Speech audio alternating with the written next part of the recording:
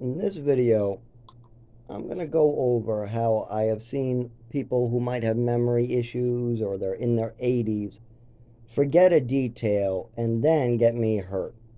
Yes, I'm not kidding. It gets me hurt and it makes it harder for me to clear this up. I'll give you the example. I was living on 7 Westford Street. We had a big jug of bottled water, but the cap was missing. We spent 2 days looking for the cap to a big Poland Spring bottle, but we could not find it and debris was getting into the water. So I asked my roommate if he could find an empty bottle to put this water in that was safe. He brought me some bottles that I did not think were safe. They had rotted food in them, things like that. Then I came across an empty bleach bottle with a cap. I showed it to my roommate, said, "This will work." So what I do is I wash it out 4 times with soap and water.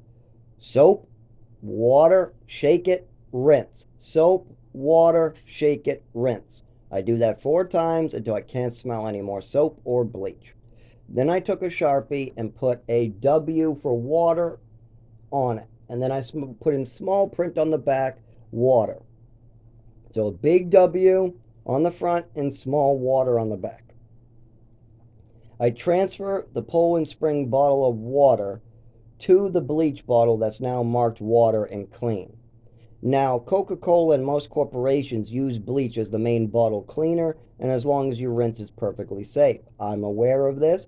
I know this is probably the safest bottle in the house. It is very clean now, no debris in it, and that water will stay fresh and not contaminated. So I transfer the bottle of water to the bleach that's marked W with small print of water on the back. A week goes by and I'm finishing up the open one. It's empty and we're all hungry, but we have some scraps around. So I decide to make a soup. We have some old chicken bones with chicken still stuck on it. We have some canned carrots. We have a little bit of pasta and rice. I got like some bouillon or something that's chicken flavored. So I go, oh, great. I throw the bones in a pot, but now I need water. We can't get the water from the sink because you cook on the sink. They don't have a stove, and we're not allowed to have hot plates, so the hot plates gets screwed and put on top of the sink. So you cannot use the water now that everything's heating up. Plus, the water in that building isn't good to begin with. So you're making a soup, you want it to taste good, you want fresh Poland Spring water. Plus, the stove is now on the sink, so you can't use the tap anyways. So I grab the W water, it has a big W on it. Nope, I know it's fresh water. My roommate knows it's fresh water. Everybody knows there's fresh water in there. It's only been 7 days. Hasn't been that long. Then I put the water into the pan and I start cooking. It's a wicked good soup. Oh my God, it comes out good. I had like 3 bowls of it. I offer a jar of it to the neighbor. But here is where my roommate starts getting me into trouble because he's forgetting details. I tell him that he is forgetting this, and he keeps on going, no, no, no, no, no, that bullshit. So I offer this perfectly good, tasty soup that I've had 3 bowls to it to the neighbor, which he goes, oh, yeah, I love it. But then my roommate, David, comes into the room and goes, he put bleach in it. He put bleach in it. He put bleach in it. And then, of course, the guy across, were you trying to poison me? Go, there's no bleach in it. I just ate 3 bowls. You want to see me eat it myself? There's no bleach in it. There's just water. That's David just being David. He's confused again. He doesn't know what's going on. Please don't listen to David. He doesn't know what's going on. It's just a Raymond story. It's water. It's water. It's water. But no, David has forgotten that we transferred the fresh water to the bottle. He doesn't want to read the bottle when I try to show it in his face. I say, what does that say there? That's a big W. What does it say on the back? I don't care. I don't care. I don't care. He's running away. I don't care. I don't care. He was there when I transferred the water to the bottle. It was marked W. It had small print that said water on it. I ate 3 bowls of this soup. It tasted great. He watched me clean out the bleach bottle, but yet he has forgotten this stuff from the week before. So now that I'm eating my soup and I'm just using the water in my soup, he just sees a bottle that looks like a bleach bottle. He hasn't read the label. He's not asking me. He doesn't remember what happened the week before. So what does he do? He tries to go around telling people that I'm eating bleach and putting bleach in soup. That aggravates me, so I tell David he needs to stop doing this. It's water. It's water. It clearly says water on the bottle. You watched me fill it up with water and clean it out. He doesn't remember. Whatever. He wants to say, no, I don't want to talk about this anymore. Shut up. I don't want to hear it. I don't want to hear it. Reminds me of my father when he makes a mistake. Anyways, I let it go. I say, whatever. Whatever. Whatever. It's just a neighbor. It's not going to get me hurt. But then I move up to help take care of this old man that's very forgetful into Rochester, New Hampshire. I'm couch surfing at 3 different apartments. I can't really use the shelter because my disability still isn't established. And one of the people I'm staying with is getting evicted. Meanwhile, David already got evicted, but he's about to lose his apartment in New Hampshire. The guy he moved in with doesn't want to pay his fair share. So I come up with a plan. I say, okay, this is the plan. I'm going to move up first. I'm going to take care of the money. I'm going to get rid of that Raymond. Then we're going to try to figure out how we're going to pay the bills. Either I'll go back to work and injure myself, or we'll find somebody who needs an apartment. So I move up here. I take care of it. Everything is fixed. The lease is signed. Well, my health isn't doing too good, and somebody else is about to go to the shelter with the mental capacity of a 7-year-old, and he wants to move up. He misses his Zach. He misses his Zach. He said, I want to live with you, Zach. I want to live with you. One of the problems I have is these people get attached to me. The girlfriends, Raymond, people that I just give kindness to all the time, they get kind of attached to it. So I say, okay, Raymond, I'll tell you what. You can move up here with me, but you gotta pay your fair share in rent. It's like 400, something like that. It might go up to 450. There's an electric bill I'll cover, and Dave will cover the other half.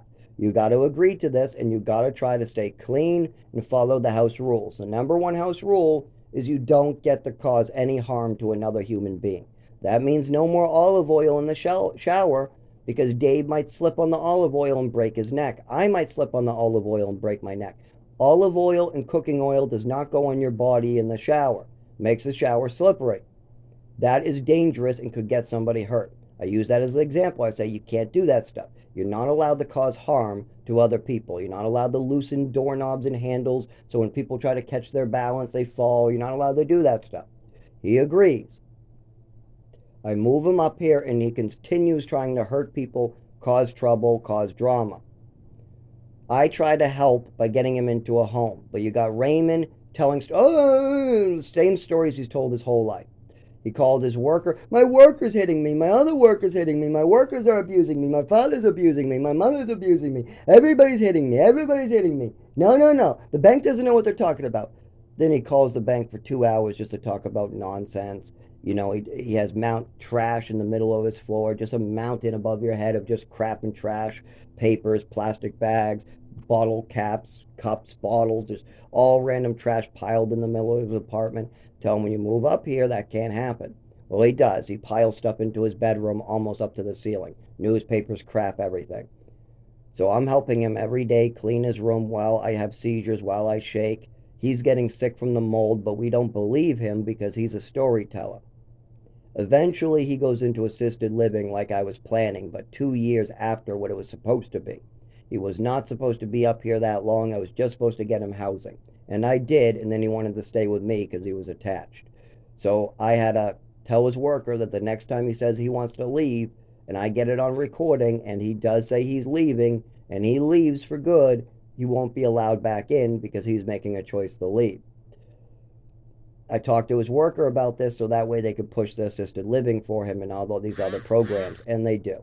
So Raymond, after all his trouble, after all his lying, after all his manipulation, he moves out.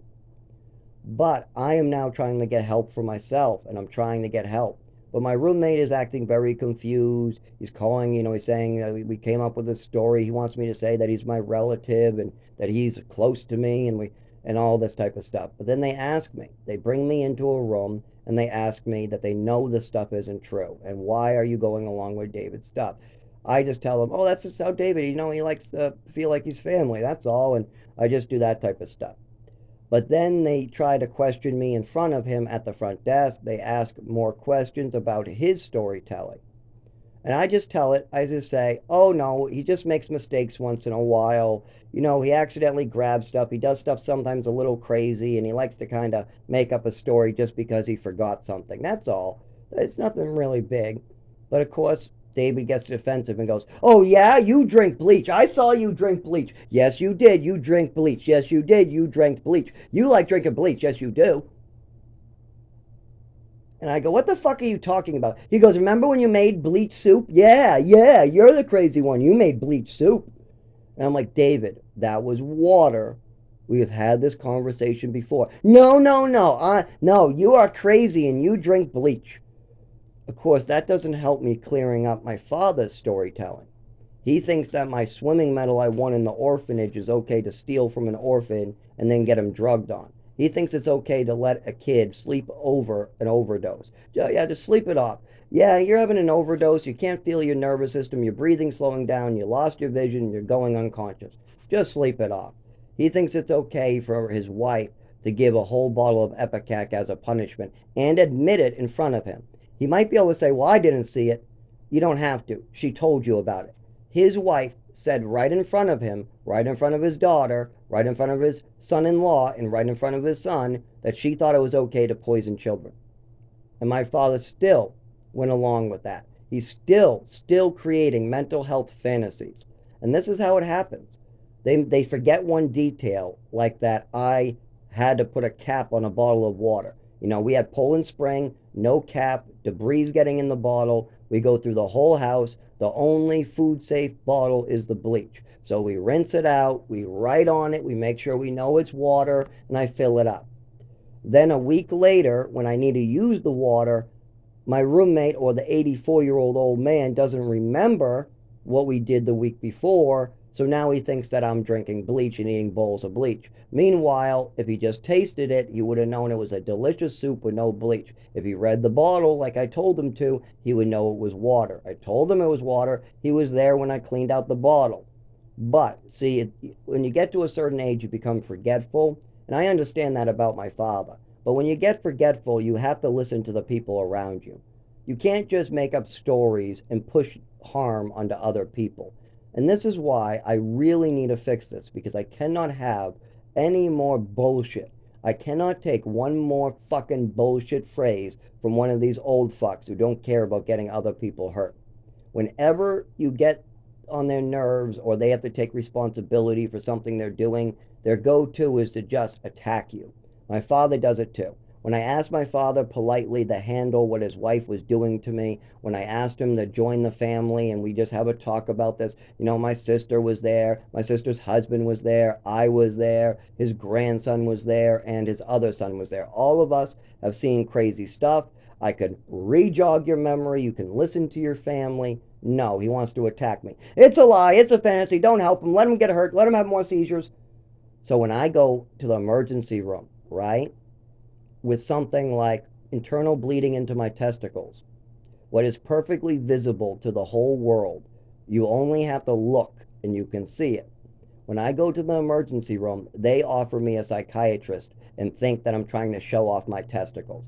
They probably go, oh, this fucking white kid wants to show off his dinky little privates. That's what he is. He's mentally ill, the father says. He's mentally ill and he's making up fantasies. So this kid's coming in here wanting to flash us his penis and his dick. That's what he's doing. And this is what the doctor thinks. Meanwhile, I'm in extreme pain. I'm feeling a dripping 2 inches from the left of my belly button, and my balls are filled with the blood. Literally visible blood where I'm taking pictures of for the record. But I tell the doctor, well, before I go to a psychiatrist for this, why don't you take a look? So then the doctor goes, and eventually they take a look. What do you think when they see the actual injury they say? Oh, this is real? Oh, no, don't go to a psychiatrist. No, you need a urologist. You need a GI specialist. Oh, this is real. Well, your emergency contact said that you make up fantasies and you're mentally ill. So that's what we were treating you for. We had no idea that you were coming in.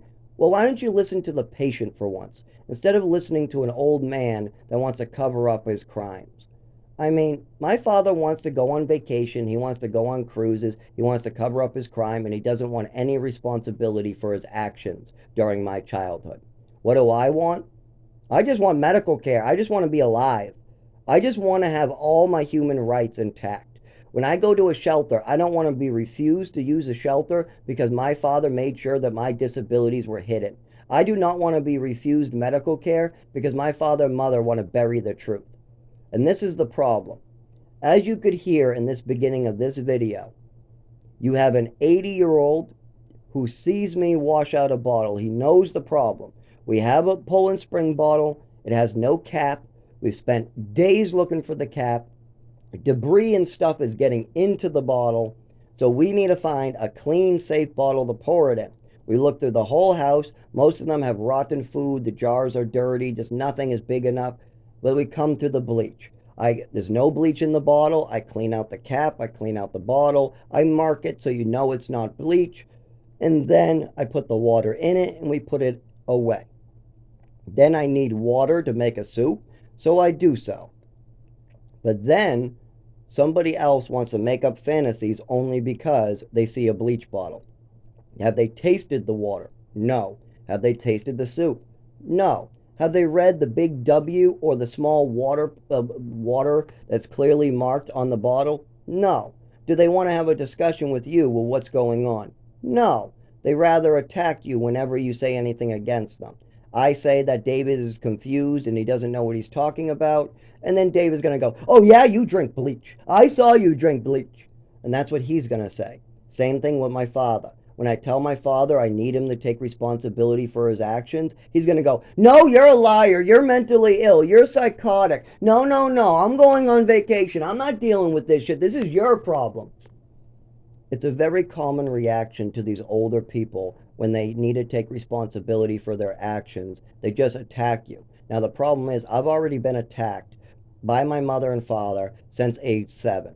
They have attacked me when I had no defense. When I was age 7, my mother and father were taking my swimming medals away, making up mental illnesses at the doctors, and then having me punished.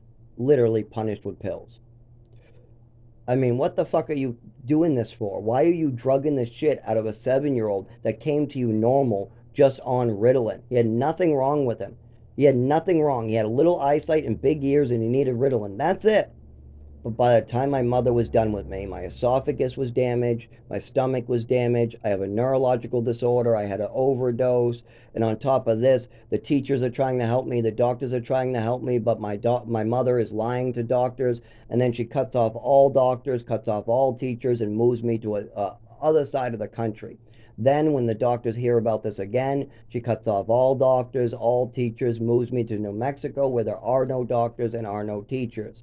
After New Mexico, she moves me to Maine, no doctors, no teachers. Then she moves me to Chelmsford, continues to lie to doctors, and by this point, I'm fucked up. I can't move my body properly. Half the time, I can't talk properly. I don't know what's going on. I can't eat. I'm deadly level underweight. Everybody's telling me I might die if I continue not eating, but my stomach is destroyed, and my mother is still forcing pills down my stomach.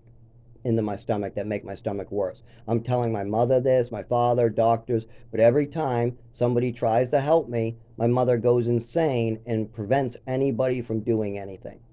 Anytime anybody called home, anytime a doctor tried to get to the bottom of this, anytime I was just fucked over, my mother would take evasive action and make sure to hurt me. She didn't never ever wanted to get caught for what she was doing. And my father, he was watching this. The whole family had to watch this. Their own grandson was scarred by this. You think that their grandson liked to see his uncle getting poisoned, hit with rulers, and having made up stories be told about him all the time? Oh, of course. The grandson knew this. He watched it.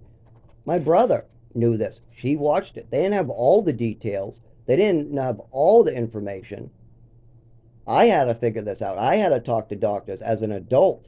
I had to take all the information and figure out what it means. My mother wasn't going to tell me that what she was doing. Absolutely not. But I knew I was still hurting. I knew I was sick. I knew that when my mother gave me pills, I had a horrible reaction afterwards. I knew that it wasn't normal for my mother to give me meds on Halloween, get sick, and then my mother gets her way. And then the following year, we called it the Halloween curse.